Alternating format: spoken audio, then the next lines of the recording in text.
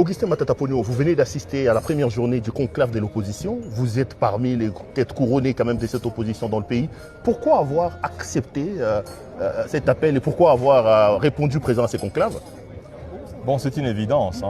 Aujourd'hui, tout le peuple congolais demande à ce que l'opposition se réunisse.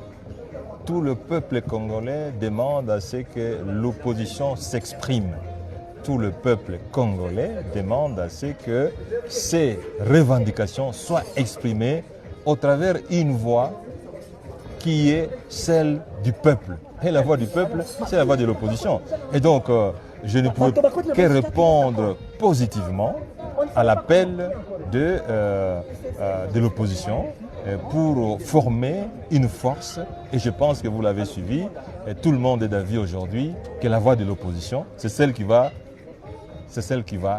s'exprimer au terme de ces travaux. Non, mais vous êtes là, vous. Il y en a quand même quelques-uns de vos compatriotes de l'opposition qui ne sont pas là. Je pense à Moïse Katumbi, je pense à Fayoulou, je pense à Kabound et aux autres. Est-ce que ce n'est pas déjà un mort n'ayant pas réussi à avoir une sorte d'unanimité, d'adhésion de tout le monde par rapport à ces... Je ne pense pas.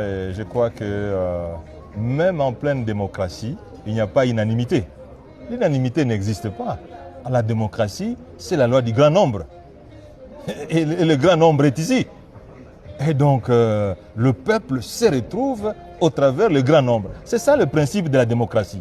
Ce n'est pas l'unanimité, c'est plutôt le grand nombre. Et je crois, Perrault, vous êtes un grand journaliste, vous êtes un professionnel, vous êtes à mesure de dire que le grand nombre se trouve ici.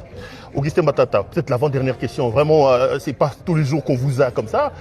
Vous vous réunissez ici, déjà à l'extérieur, on vous présente comme des opposants à la solde du Rwanda, qui ne condamnent pas l'agression du Rwanda et qui ne condamnent pas la rébellion des Corneilles Nangaa. Quelle est votre position par rapport à ça? Écoutez, quand nous, on a critiqué l'agression, mais est-ce que certaines personnes qui sont au pouvoir aujourd'hui ne l'ont jamais fait? Mais ils sont aujourd'hui au pouvoir.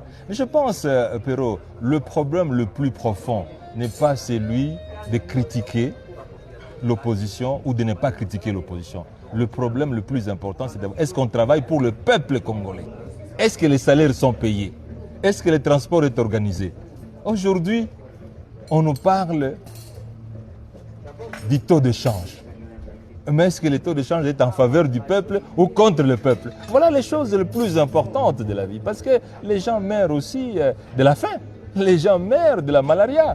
Mais je pense que le plus important aujourd'hui, c'est l'unité du peuple congolais pour voir comment résoudre le problème congolais.